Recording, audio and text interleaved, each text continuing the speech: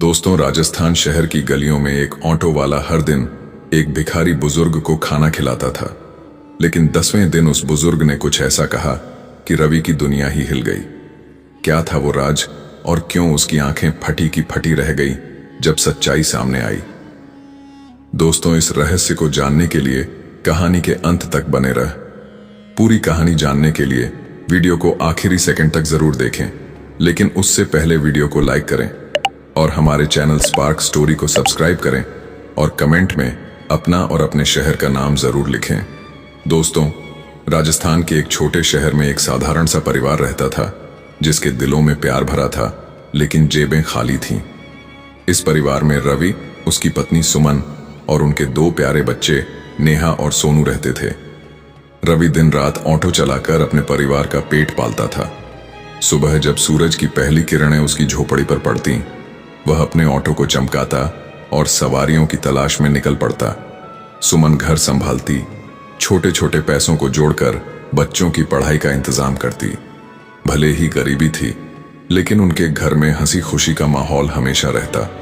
नेहा, जो परिवार की बड़ी बेटी थी, 10वीं कक्षा में पढ़ती थी। उसका सपना था कि वह एक दिन बड़ी डॉक्टर बने और अपने माता पिता की हर तकलीफ को दूर कर दे। वह अक्सर अपने पापा से कहती, पापा, मैं बहुत पढ़ूंगी और एक दिन आपको बड़ा गर्व होगा। रवि उसकी बात सुनकर मुस्कुराता, लेकिन दिल में एक टीस उठती। वो चाहता था कि उसके बच्चे अच्छे स्कूल में पढ़ें, लेकिन पैसों की तंगी की वजह से उसे उन्हें साधारण स्कूल में ही भेजना पड़ता। फिर भी वो अपने बच्चों के सपनों को टूटने नहीं देना चाहता था। छोटा बेटा सोनू, जो 6ठी कक्षा में था, हमेशा शरारतें करता और घर में हंसी का माहौल बनाए रखता। एक दिन की बात है, रवि एक सवारी को लेकर शहर के एक कोने में गया। वहां पहुंचते पहुंचते दोपहर हो गई थी। भूख लग रही थी तो उसने अपना ऑटो सड़क के किनारे खड़ा किया और डिग्गी से टिफिन निकालकर खाना शुरू किया। पास ही एक पेड़ की छांव में एक पेड़ बुजुर्ग बैठा था। उसके कपड़े फटे पुराने थे, चेहरा मैला और बाल बिखरे हुए। देखने में वह बिल्कुल भिखारी जैसा लग रहा था। रवि की नजर उस पर पड़ी और उसने देखा कि वह बुजुर्ग भूखी नजरों से उसे देख रहा था। रवि का दिल पसीज गया। उसने जोर से देख रहा था। पुकारा, बाबा, क्या आप भी खाना खाएंगे? बुजुर्ग ने धीरे से सिर हिलाया। रवि ने अपने टिफिन से आधा खाना निकाला और उसे दे दिया। लो बाबा, खा लो, कोई दिक्कत नहीं।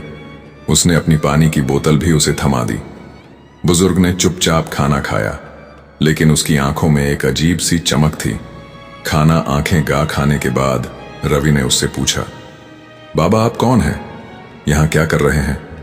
बुजुर्ग ने धीमी आवाज में कहा, बेटा, मैं लखनऊ का रहने वाला हूं। पता नहीं कैसे यहां आ गया, मुझे कुछ याद नहीं। उसकी बात सुनकर रवि को लगा कि शायद इस बाबा का दिमाग थोड़ा खराब है। फिर भी उसने थोड़ी देर और बात की। बुजुर्ग उलट पुलट बातें करता रहा। कभी कहता कि वह कानपुर का है तो कभी बनारस का। रवि ने ज्यादा ध्यान नहीं दिया और अपने ऑटो में सवारियां ढूंढने निकल गया। लेकिन उस रात जब रवि घर लौटा, उस बुजुर्ग का चेहरा उसके दिमाग में बार बार आ रहा था। उसकी आंखों में कुछ ऐसा था जो रवि को बेचैन कर रहा था। उसे लग रहा था कि उस चेहरे के पीछे कोई बड़ा राज छुपा है। अगली सुबह उसने सुमन से कहा, सुनो, आज मेरे लिए थोड़ा ज्यादा खाना रख देना। एक बुजुर्ग बाबा मिले हैं, उन्हें भी खाना खिला दूंगा। सुमन ने हैरानी से पूछा, कौन बाबा, कहां मिले? लेकिन रवि ने हंसते हुए कहा, बस एक गरीब बुजुर्ग हैं, भूखे प्यासे दिखे तो दिल में दया आ गई। सुमन कुछ कहने वाली थी, लेकिन रवि की नेक दिली देखकर चुप रह गई। उसने टिफिन में अतिरिक्त खाना रख दिया। उस दिन जब लंच का समय हुआ, रवि अपने ऑटो को लेकर उसी जगह पहुंचा जहां उसे बुजुर्ग मिला था। वहां पहुंचकर उसने देखा कि बाबा थोड़ी दूर एक दूसरे पेड़ के नीचे बैठे हैं। रवि ने ऑटो रोका और उनके पास गया। बाबा, खाना खाएंगे? उसने फिर से पूछा। बुजुर्ग ने फिर सिर हिलाया। रवि ने खाना निकाला और उनके साथ बैठकर खाने लगा। इस बार उसने बाबा से ज्यादा बात नहीं की, बल्कि अपने दिल की बातें शेयर की। बाबा, मेरा परिवार बहुत गरीब है। मैं दिन रात मेहनत करता हूं, लेकिन बच्चों को अच्छी पढ़ाई नहीं करवा पाता। मेरी बेटी नेहा डॉक्टर बनना चाहती है, लेकिन मैं उसे अच्छा स्कूल भी नहीं दे पा रहा। रवि की आंखें नम हो गईं। बुजुर्ग चुपचाप सुनता रहा, लेकिन उसने कोई जवाब नहीं दिया। यह सिलसिला अब रोज का हो गया। रवि हर दिन उस बुजुर्ग को खाना खिलाने जाता। धीरे धीरे बाबा उसे पहचानने लगे। रवि को भी उनकी संगत अच्छी लगने लगी। वह सोचता, शायद बाबा का कोई नहीं है। अगर मैं इन्हें खाना ना दूं तो यह भूखे मर जाएंगे। उसका दिल दया और करुणा से भर गया। 10 दिन बीत गए। हर दिन रवि बाबा को खाना देता, उनके साथ बैठता और अपने दिल की बातें कहता। बाबा ज्यादातर चुप रहते, लेकिन उनकी आंखों में एक गहरी उदासी दिखती। फिर एक दिन कुछ ऐसा हुआ जिसने रवि को हक्का बक्का कर दिया। उस दिन जब रवि खाना लेकर बाबा के पास पहुंचा तो बाबा ने पहली बार उससे खुद बात शुरू की। बेटा रवि, तू कैसा है? सब ठीक है ना? उनकी आवाज में एक अजीब सी गर्मजोशी थी। रवि चौंक गया। आज तक तो वह खुद ही बाबा से बात शुरू करता था, लेकिन आज बाबा ने उसका नाम लेकर हालचाल पूछा। उसने हंसते हुए कहा, बाबा मैं तो ठीक हूं, आप बताओ आप कैसे हैं? बाबा ने मुस्कुराकर कहा, बेटा मैं भी ठीक हूं, खाना लाया मेरे लिए? रवि ने खुशी खुशी खाना निकाला और बाबा को दे दिया। दोनों साथ बैठकर खाने लगे, लेकिन आज बाबा का व्यवहार कुछ बदला बदला सा था। खाना खाने के बाद उन्होंने अचानक कहा, बेटा तू मेरे बारे में क्या जानता है? रवि हंस पड़ा। बाबा, आपने तो कभी कुछ सही सही बताया ही नहीं। कभी कहते हो कि आप लखनऊ के हैं, कभी कानपुर के, तो कभी बनारस के। आप तो कहते हैं कि बनारस में आपका बड़ा मकान। बुजुर्ग ने गहरी सांस ली और कहा, बेटा आज मैं तुझे अपने बारे में सब सच बताना चाहता हूं। अगर तू मदद करे तो मुझे मेरे घर तक पहुंचा दे। मैं इस तरह भिखारी जैसा नहीं जी सकता। शायद मुझे कुछ हो गया था, इसलिए मेरी ऐसी हालत हुई। रवि को लगा कि बाबा फिर कोई कहानी सुना रहे हैं, लेकिन आज उनकी आंखों में एक गहरी सच्चाई थी। उसने पूछा, बाबा सच में बताओ आप कौन हैं? बुजुर्ग ने कहा, मेरा नाम किशन लाल है, मैं फलाने गांव का रहने वाला हूं। उन्होंने जिस गांव का नाम लिया वह रवि के शहर से करीब 30 किमी दूर था। रवि को उस गांव के बारे में थोड़ा बहुत पता था। उसने हैरानी से पूछा, बाबा आप मजाक तो नहीं कर रहे? रोज तो आप कुछ ना कुछ नया बोलते हैं।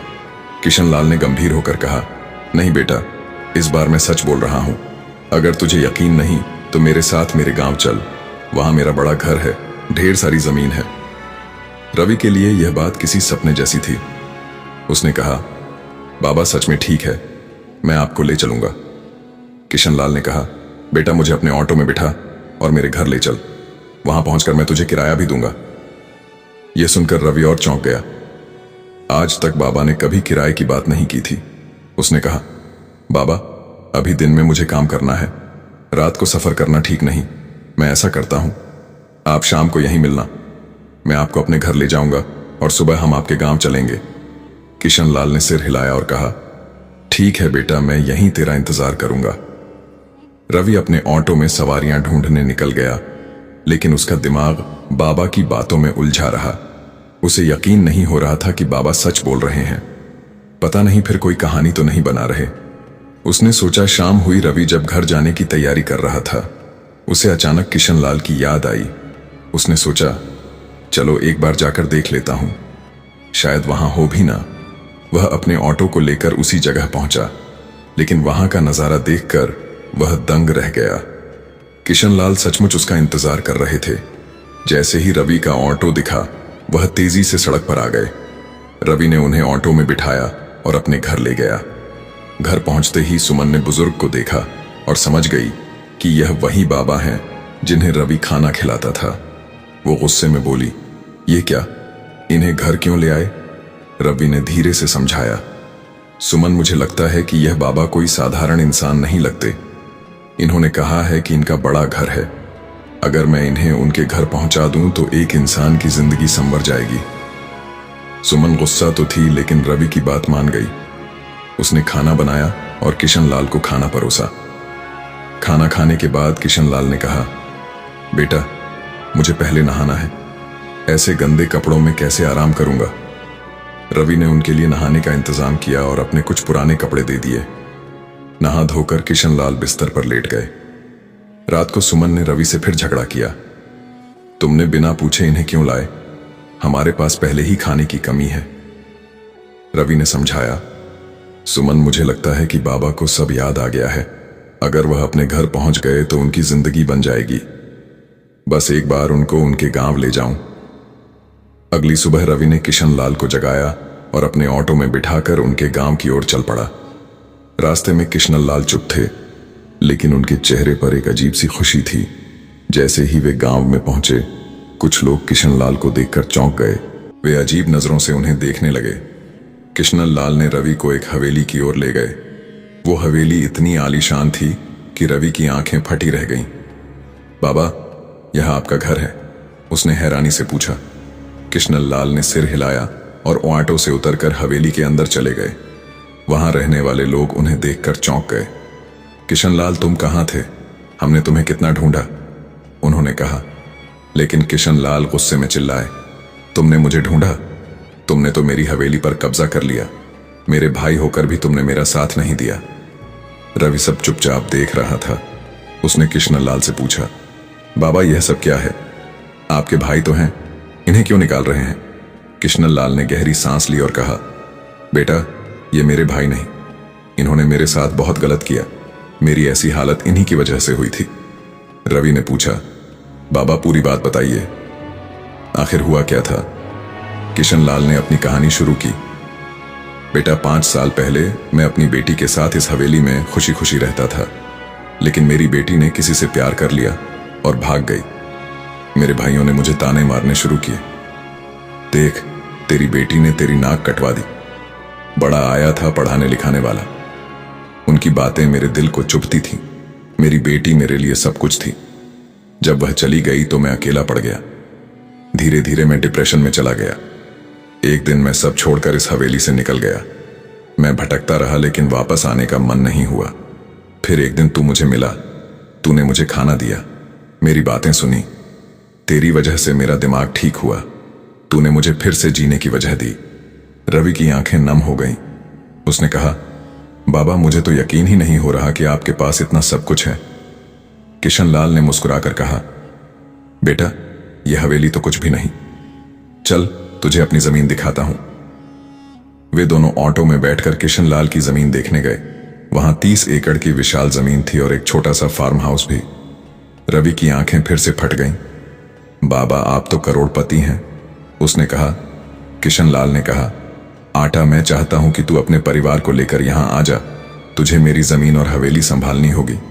मैं तुझे अपने बेटे की तरह रखूंगा। रवि ने पहले तो मना किया, लेकिन किशन लाल के बार बार कहने पर वह मान गया। अगले दिन वह अपनी पत्नी और बच्चों को लेकर हवेली में शिफ्ट हो गया। किशन लाल ने उन्हें अपने परिवार की तरह अपनाया। सुमन हवेली में खाना बनाती, बच्चे वहां खेलते और किशन लाल दादाजी की तरह उन पर प्यार लुटाते। इस तरह एक ऑटो वाले की नेक दिल्ली ने न सिर्फ एक बुजुर्ग की जिंदगी बदली, बल्कि अपने परिवार का भविष्य भी संवार दिया। और अगर कहानी पसंद आई हो तो वीडियो को लाइक करें और हमारे चैनल को सब्सक्राइब जरूर करें। धन्यवाद।